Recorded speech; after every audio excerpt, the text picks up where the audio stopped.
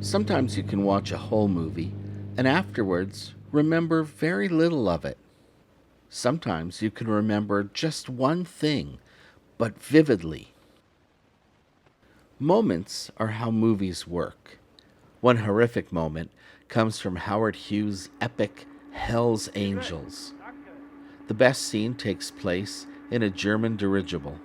The tense sequence starts with some poor guy getting into an observation pod, then lowered below the cloud level so that they know when to drop some bombs on Trafalgar Square.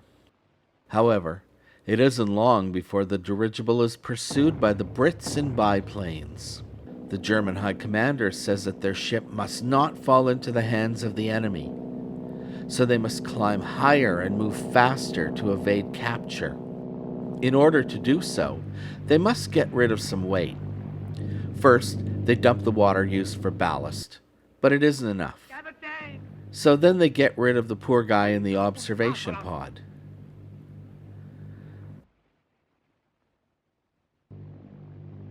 Then they have to throw equipment overboard.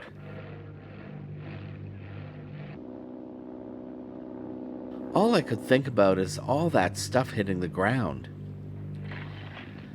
Finally, they must dump human weight.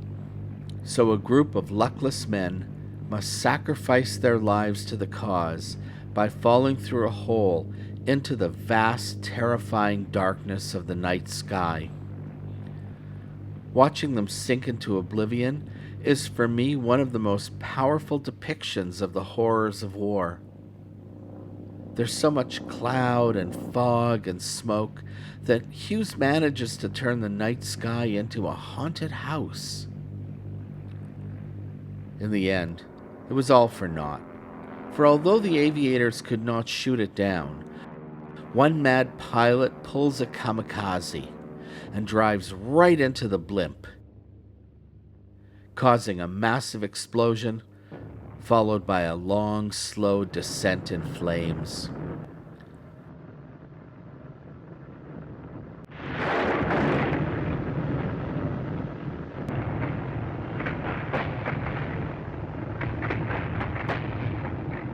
Hughes certainly got the hell part right. Horror sometimes can be closer to home. In this film, co-directed by Rainer Werner Fassbinder and Michael Fengler, a mild-mannered office worker named Herr R. does indeed run amok. One night, out of nowhere, he gets up and kills his wife, then kills her best friend.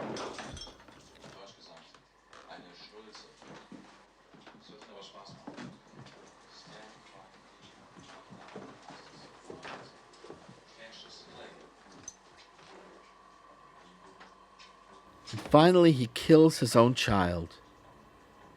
The three murders take place in real time, in one continuous shot, one brief moment of absolute horror.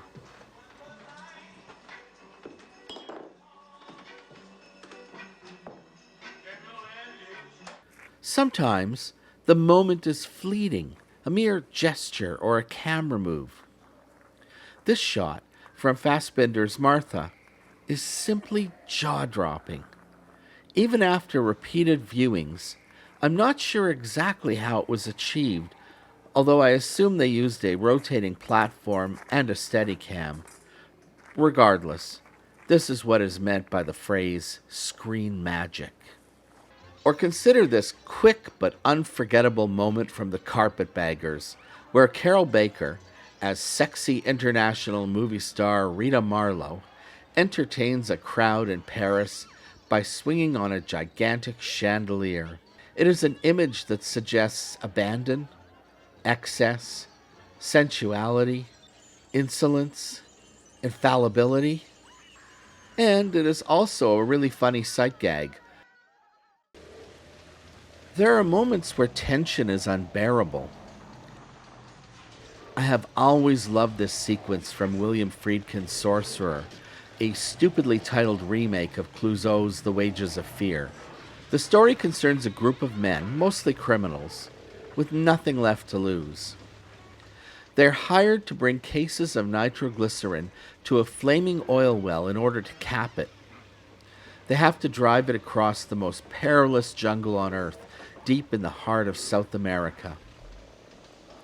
In this scene, the truck must cross a rope and plank bridge over a river, and do so in the middle of a torrential rainstorm. One of the men acts as the guide, carefully coaxing the truck across the rickety bridge, while the other, movie star Roy Scheider, does the very careful driving.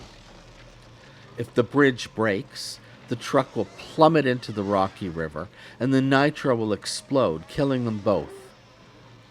Will the bridge hold out under all that weight? Why on earth are these guys doing this? And will it ever stop raining? The stakes are very high. I bit every fingernail watching this scene to the end.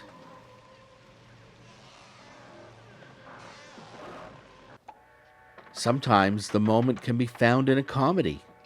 This weird scene from At the Circus, starring the Marx Brothers, shows the brothers trying to interrogate a fellow circus performer, a classy dwarf whose dressing room is scaled to his own size. No thanks. Bad luck. 3 on a midget. It's fun watching them negotiate the cramped space, and because it is foreign to them, they contribute to its destruction. The gag is that Groucho needs to get an incriminating brand of cigar from the dwarf, but whenever he asks the dwarf for the cigar, stupid Chico pulls one out of his pocket, defeating the purpose. Some might consider the scene to be mean-spirited, but the anarchy of the Marx Brothers extends to all people. And hey, a gag is a gag.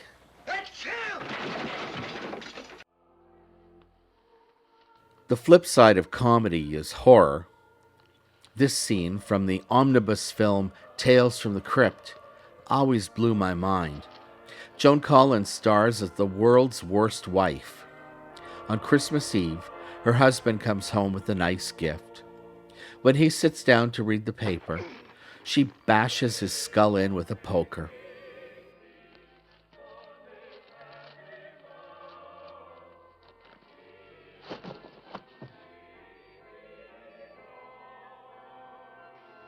Merry Christmas. Then she calmly cleans up the mess and attends to their young daughter, who is anxiously awaiting Santa Claus. Meanwhile, a maniac has escaped from an asylum and is roaming the countryside dressed as Santa. Joan becomes aware of his presence.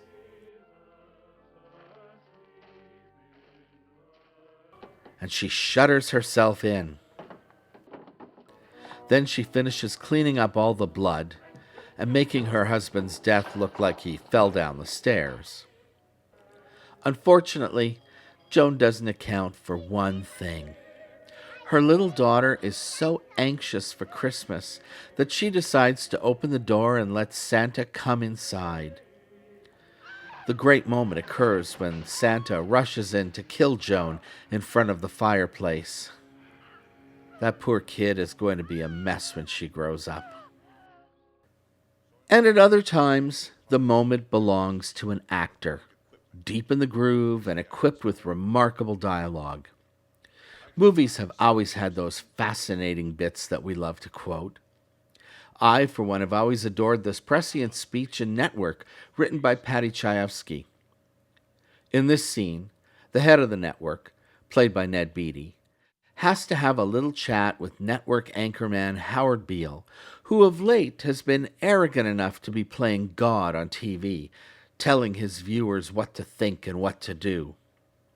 The network head sums up the state of the world in the early 80s, and it is a speech that sadly forecasts our miserable future like nothing else in the movies. You have meddled with the primal forces of nature, Mr. Beale, and I won't have it. Is that clear? You think you merely stopped a business deal? That is not the case. The Arabs have taken billions of dollars out of this country, and now they must put it back. and flow, tidal gravity. It is ecological balance. You are an old man who thinks in terms of nations and peoples. There are no nations. There are no peoples. There are no Russians. There are no Arabs. There are no third worlds. There is no West. There is only one holistic system of systems.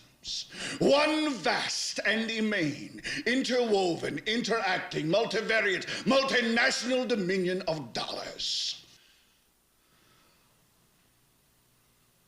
You get up on your little 21-inch screen and howl about America and democracy. There is no America. There is no democracy. There is only IBM and ITT and AT&T and DuPont, Dow, Union Carbide, and Exxon. Those are the nations of the world today. What do you think the Russians talk about in their councils of state? Karl Marx? They get out their linear programming charts, statistical decision theories, Minimax solutions, and compute the price-cost probabilities of their transactions and investments, just like we do. We no longer live in a world of nations and ideologies, Mr. Beale.